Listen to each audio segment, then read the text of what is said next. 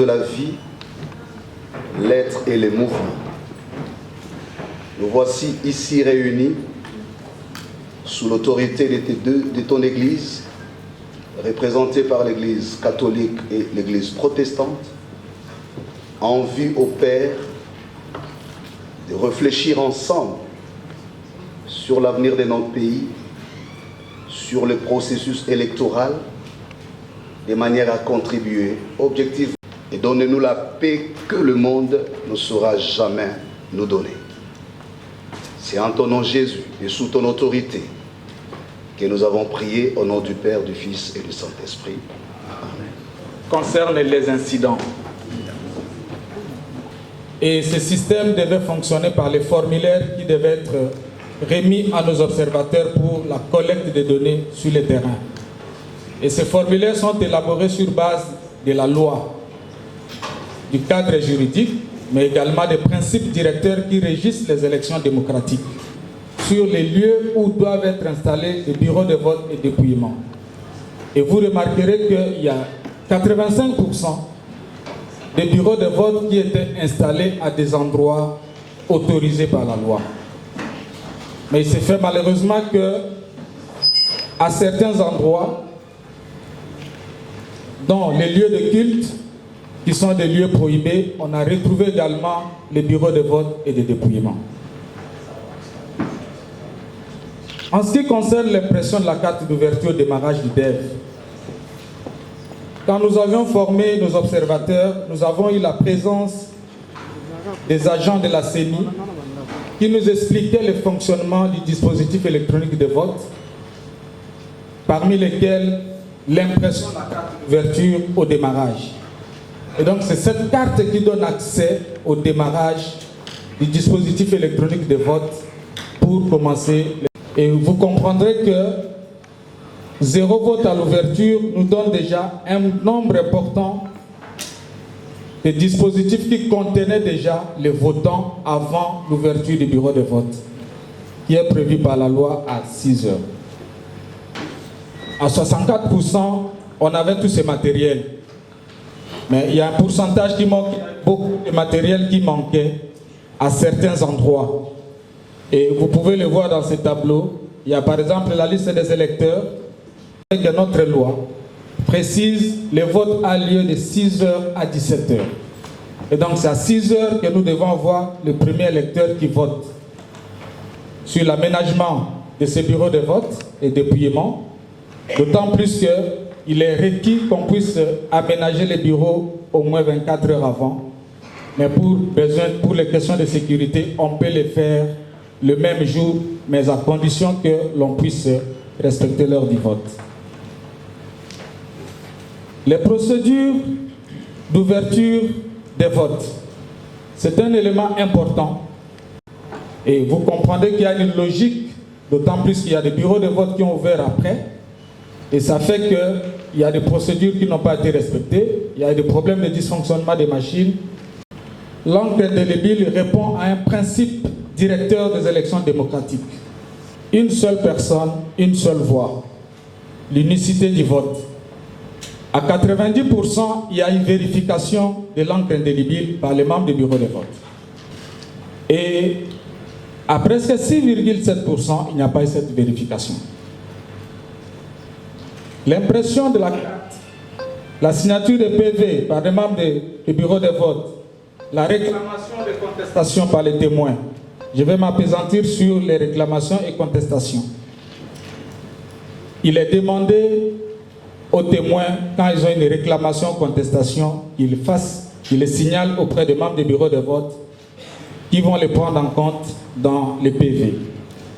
Et vous verrez qu'à 36,23%, les réclamations, pour la plupart des cas, ont eu lieu, mais à 18%, ça n'a pas été pris en compte par les membres des bureaux de vote et de dépouillement. À la clôture du bureau de vote, il y a l'impression de la carte de clôture. À 88%, plusieurs bureaux de vote ont imprimé cette carte de clôture. À 8,8%, il y a des bureaux de vote qui n'ont pas imprimé cette carte de clôture.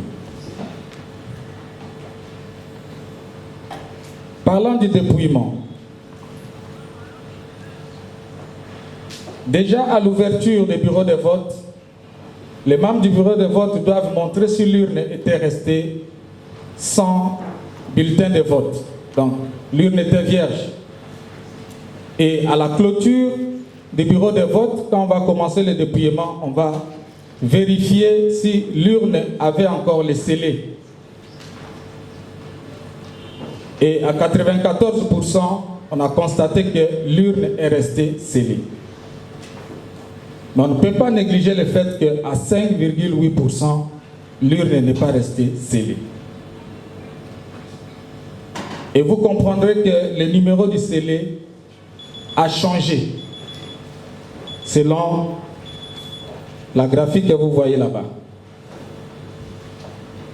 Et ceci a comme conséquence au niveau des résultats issus du dispositif électronique de vote ainsi que le dépouillement manuel.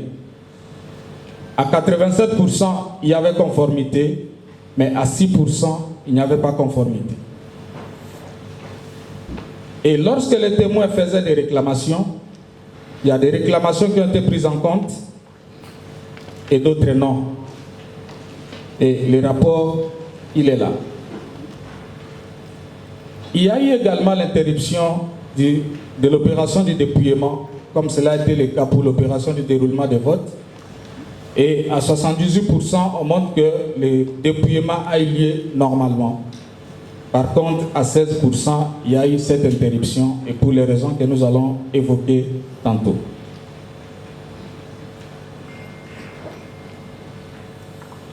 Pendant le dépouillement, il y a des parties prenantes qui sont présentes. Ça nous montre qu'il y a eu 41,82% de cette présence des membres du bureau de vote, des observateurs, des témoins.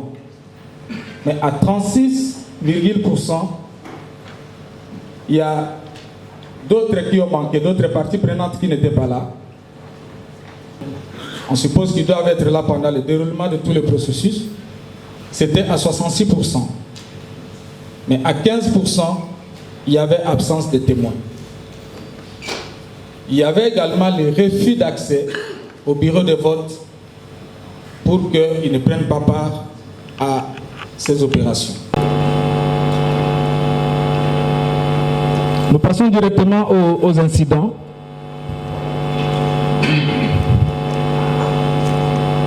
Quels sont les types d'incidents que la mission d'observation SENCO-ICC a collectés? Il y a 38% de dysfonctionnement du dispositif électronique de vote. Et à 13%, les bureaux de vote n'étaient pas ouverts. Les raisons, vous les aurez dans les documents qui seront à votre disposition. Il y a eu des cas de violence, il y a eu des cas d'arrestation. Et on a signalé aussi que nos observateurs étaient violentés. Il y en a qui étaient arrêtés même. Et parmi ces observateurs, il y avait des femmes. Il y a eu des cas d'achat de vote dans le bureau de vote et dépouillement. On l'a constaté. Il y a des cas de bureau de vote et dépouillement qui étaient saccagés, incendiés. Nous avons documenté cela. Et vous aurez dans un document annexe un certain nombre d'incidents qui reviennent sur ce que nous avons documenté. Voilà un peu de nous les quelques faits que nous avons observés, mais vous aurez tous ces détails dans un document qui sera à votre disposition pour en prendre connaissance. Nous rappelons ici que la mission d'observation électorale ECC SENCO a travaillé d'abord dans l'appréciation du processus en tant que tel. Et jusque-là, ce n'est pas le rapport final, c'est pour préciser, c'est la déclaration préliminaire. À la lumière de tous ces éléments qui ont été présentés, je ne reviendrai plus sur les éléments relatifs au tableau graphique, c'est-à-dire quelques incidents. je voudrais commencer par le contexte. Le contexte dans lequel s'est déroulé les votes ou le scrutin du 20 décembre 2023.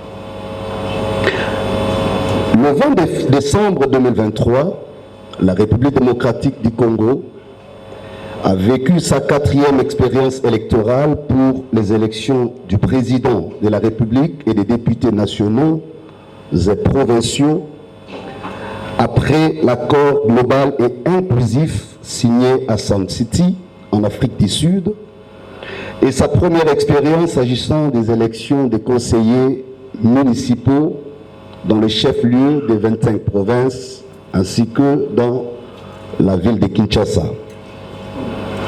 Ici est de préciser également que c'est pour la toute première fois que les Congolais vivant à l'étranger, ce qu'on appelle la diaspora, ont participé à l'élection présidentielle au niveau de 5 pays pilotes. Nous citons l'Afrique du Sud, la France, les États-Unis, la Belgique et le Canada. Ce sont là les pays qui ont servi à cette première expérience que nous pouvons aussi classer dans les registres des innovations de la CENI. En dépit des différents cadres de concertation organisés par la CENI, ce processus électoral s'est déroulé dans un contexte de méfiance entre les différentes parties prenantes. Parmi les éléments ayant suscité cette crispation du climat politique, nous pouvons ici noter ou citer les changements au niveau de l'appareil institutionnel de l'État. J'entends ici la majorité parlementaire, comme vous le savez. Cela est intervenu en pleine législature, parce qu'on a commencé la législature avec une majorité parlementaire qui a été changée au milieu de la législature. Il y a le manque de consensus qui s'est observé lors de la désignation des animateurs de la CENI,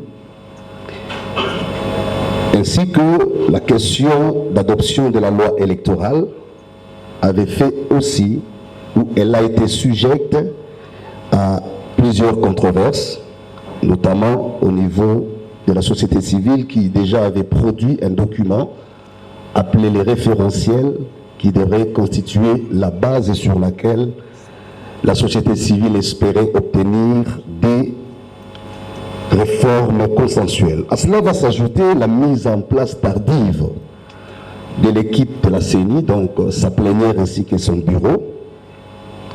Et dans le même registre, nous pouvons noter que toutes ces difficultés ont rendu par moments crispé l'environnement sociopolitique et même au niveau institutionnel, donc nous attendons au niveau du Parlement. Ce qui a eu comme conséquence les refus de certains acteurs ou d'une famille politique, en l'occurrence ici, les Front commun pour le Congo, donc les FCC en sigle, qui pour les raisons qui lui sont propres, avaient refusé de participer à l'actuel processus électoral. Notons par ailleurs que tous les candidats présidents, donc tous qui ont été validés, que ce soit au niveau de la CENI ou de la Cour constitutionnelle, n'ont pas signé ou n'avaient pas signé les codes de conduite leur proposés par la CENI. Donc nous sommes allés aux élections sans que les codes de conduite soient signés par les candidats. Sur le plan sécuritaire, la MOE a constaté que le décret portant plan opérationnel de sécurisation du processus électoral, lequel publié en 2005, n'a jamais été actualisé par les gouvernements congolais. Aucune information n'a été donnée au sujet du financement de la sécurisation du processus électoral. En outre, l'insécurité dans les territoires des Massissi et des Rutshuru. Nous sommes là dans la province du Nord Kivu et même du côté ouest, notamment à Kwamut, le territoire dans la province de Maïndombe, ont été privés, et donc les citoyens vivant dans cette partie du pays n'ont pas pu participer aux élections, ce qui révèle l'absence de mesures nécessaires de sécurité ou pour sécuriser le territoire national. Contrairement au scrutin de 2011 et 2018, les SMS, voire l'Internet, n'ont pas été coupés. C'est pourquoi nous félicitons à la fois le gouvernement qui en assure la régulation. Grâce à cela, la CENI a pu faire son travail tranquillement et même les parties prenantes, en l'occurrence notre MOE, pour remonter en temps réel les données électorales jusqu'au niveau de la centrale.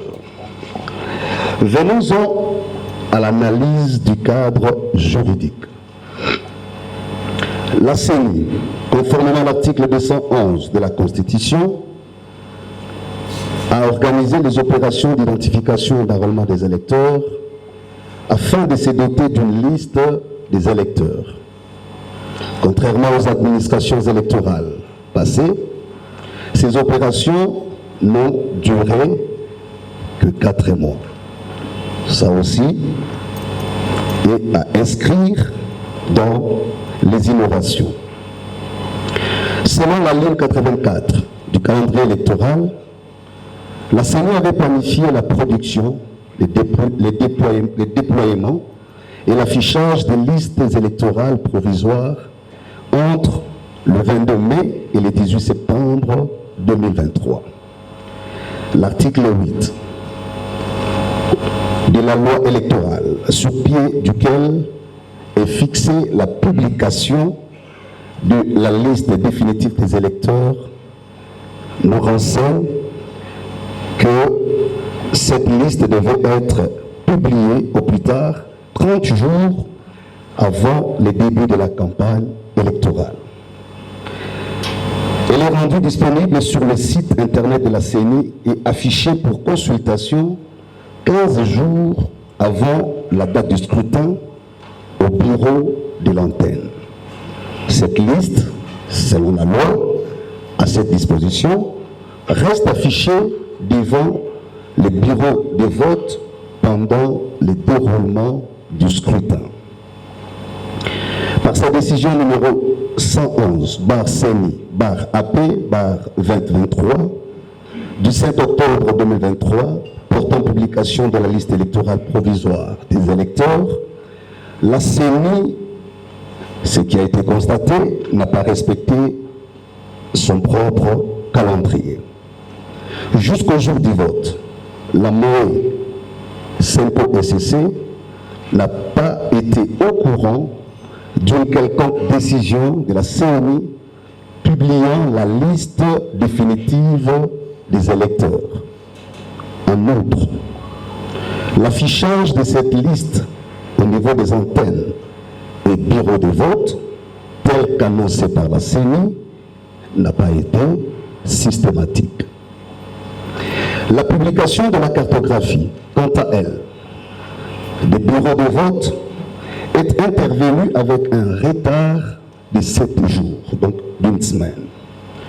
La décision numéro 117/CENI/AP/2023 du 28 octobre 2023 portant publication de la cartographie des bureaux de vote n'indique pas explicitement les nombres des centres et bureaux de vote à déployer, au point qu'il n'existe aucun soubassement juridique opposable à tous porteur du nombre des bureaux de vote. Par contre, la CENI restait ouverte et restée ouverte, ça nous le saluons, vis-à-vis de la MOE, au point que, donnant suite au communiqué, numéro 008, Moé SCC Senco, octobre, 2023, du 30 octobre 2023, a rendu la cartographie des bureaux de vote téléchargeables et imprimables à partir de son site. L'article 52 de la même loi susmentionnée, donc la loi électorale, dispose que le vote pour le scrutin direct se tient le dimanche ou un jour férié. Il a lieu, donc ce scrutin, de 6h à 17h. Toutefois, pour enchérir la disposition, les préposés de la CENI remet les jetons aux électeurs présents et le vote continue jusqu'au vote du dernier électeur muni du jeton.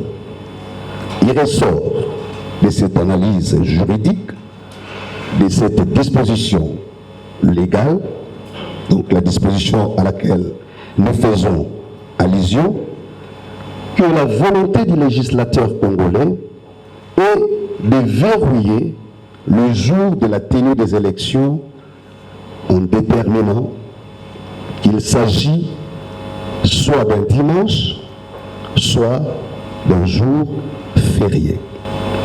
Ce faisant, le 20 décembre 2023, étant un jour ouvrable, les gouvernements étaient obligés de les déclarer fériés.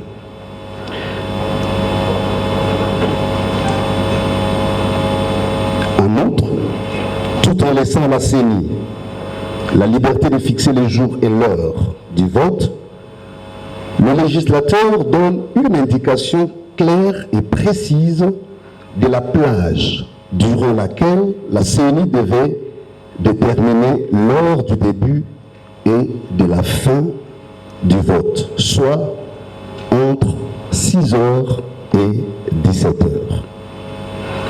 Par ces communiqués, donc les communiqués de presse de la CENI, numéro 083 et 084, respectivement du 20 et du 21 décembre 2023, la CENI a annoncé la prolongation des opérations de vote et de dépouillement jusqu'au 21 décembre 2023.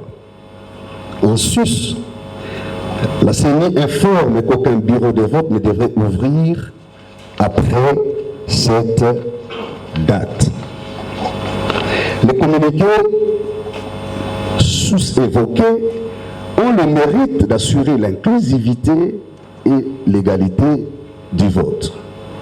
Cependant, ils soulèvent quelques préoccupations. En effet, ces communiqués modifient le calendrier électoral qui a prévu la tenue des scrutins le 20 décembre 2023. Il va sans dire qu'à leur place, la CENI aurait pu et dû prendre une décision modifiant la décision numéro 044-CENI-AP-22 du 26 novembre 2022 portant publication du calendrier du processus électoral 2022-2027 relatif aux élections présidentielles, législatives, provinciales, urbaines, municipales et locales. Sur les fonds, l'organisation des scrutins après le 20 décembre 2023 est en contradiction à l'analyse juridique de la MOE avec certaines dispositions pertinentes de l'article 52 de la loi électorale qui précise que le vote devrait avoir lieu un dimanche ou un jour férié. Ici, la journée du 21 décembre 2023 n'est ni un dimanche ni un férié.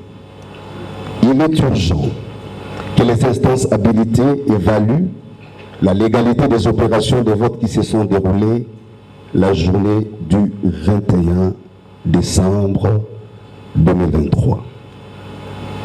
Par ailleurs, le vote s'est étalé jusqu'au 27 décembre 2023, alors que le communiqué 084 si évoqué énonce clairement qu'aucun bureau de vote ne devrait ouvrir après le 21 décembre 2023. Il est donc question de savoir quel sort la CENI et d'autres instances habilitées réservent aux suffrages recueillis après le 21 décembre 2023. Administration électorale.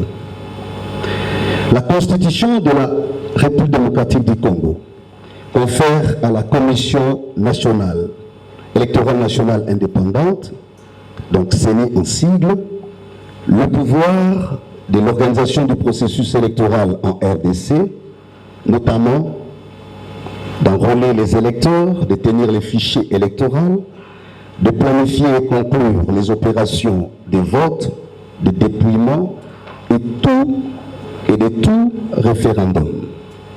Elle assure ainsi la régularité du processus électoral et référendaire. Confère l'article 211 de la Constitution. Par sa décision numéro 044, CENI, AP 2022, du 20 novembre 2022, la CENI a publié le calendrier du processus électoral 2022-2027 concernant les élections présidentielles, législatives, provinciales, urbaines, municipales et locales. Ce calendrier prévoyait la tenue de scrutins combinés du président de la République, des députés nationaux et provinciaux, ainsi que des conseillers municipaux, au jour du 20 décembre 2023. Ce calendrier a eu le mérite, et ça nous félicitons, de caler la tenue des élections générales dans le respect des délais des différents mandats des élus tels que déterminés par la Constitution. En outre, grâce à ce même calendrier, la CENI a fait progresser le nombre de scrutins de 5 à 9 avec l'organisation des élections des conseillers municipaux, donc communaux, des bourgmestres, des conseillers urbains et des maires. La MOE a constaté par ailleurs que la CENI n'a pas permis aux observateurs électoraux, aux témoins et aux journalistes d'examiner en toute indépendance les opérations de la cartographie des centres d'inscription et les déploiements du matériel électoral pour les jours du vote. En plus, le fait que l'organisation des scrutins soit étalée sur plus de 6 jours, à l'instar d'autres problèmes logistiques qui avaient été constatés lors des opérations d'enrôlement et d'identification des électeurs, constitue une démonstration de faiblesse au niveau de la planification opérationnelle de la CENI. Hormis la formation des chefs des centres et des présidents formateurs qui a été organisée au niveau des antennes, celle des autres membres des bureaux de vote et de dépouillement, donc au niveau des antennes, on appelle les 1BVD en sigle, prévu du 14 au 18 décembre 2023, à travers les différents centres de vote, a été remplacé carrément par des simples briefings, et ceci jusqu'au jour du vote. Bien plus, il convient de reconnaître qu'en dépit de tout, la CENI est restée ouverte envers la MOE, SENCO et CC, au point qu'elle a facilité les accréditations de nos observateurs, et nous avons beaucoup remercié la CENI pour cette collaboration, nonobstant quelques difficultés observées au niveau des antennes, peut-être par incompréhension entre les chefs d'antenne, mais régulièrement, la centrale de la CENI intervenait pour faciliter les choses. Ce sont des questions qui rentrent dans l'administration électorale. Puisque les faits observés ont été commentés, je voudrais vous épargner trop de détails techniques parce que cela venait d'être présenté. Je voudrais fraternellement inviter mon distingué collègue, Monseigneur Donatien Cholet, qui viendra nous livrer la conclusion de notre déclaration préliminaire. Salue les efforts fournis par la Commission électorale nationale indépendante et le gouvernement congolais, ainsi que toutes les autres parties prenantes au processus électoral, pour la tenue des scrutins combinés du 20 décembre 2023. Nous remercions particulièrement la CENI pour avoir accordé toutes les accréditations sollicitées pour cette observation.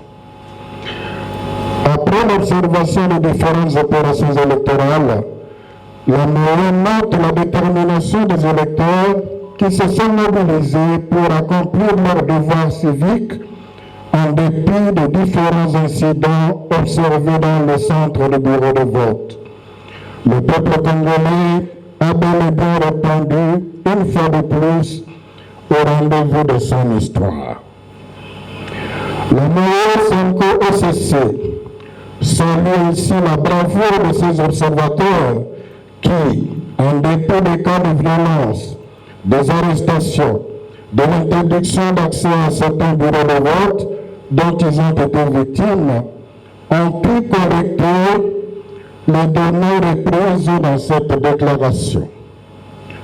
La MOE Senko-OCC, grâce au dispositif de comptage parallèle de voix qu'elle a mis en place, constate qu'un candidat s'est largement démarqué des autres avec plus de la moitié des suffrages à lui seul. Cependant, elle a documenté de nombreux cas d'irrégularité susceptibles d'affecter l'intégrité des résultats de différents scrutins à certains endroits. La MOE met de ce fait à la disposition de toutes les parties prenantes un document annexe reprenant ces irrégularités documentées. Au regard de ce qui précède, la MOE Senko-OCC invite la Commission électorale nationale indépendante CENI, la Cour constitutionnelle ainsi que d'autres cours et tribunaux habilités à tirer en toute responsabilité toutes les conséquences qui s'imposent en fonction de l'incidence sur la base de calcul des résultats pour les scrutins concernés avant de proclamer respectivement les résultats provisoires et définitifs des différents scrutins. Eu égard aux conditions dans lesquelles les scrutins se sont déroulés, la MOE demande particulièrement à la CENI pour rassurer les différentes parties prenantes de préciser le nombre de bureaux de vote qui ont ouvert le 20 décembre 2023 et ceux qui ont ouvert après cette date, en informant aussi sur le nombre de bureaux de machines à voter et de bulletins qui ont été utilisés régulièrement.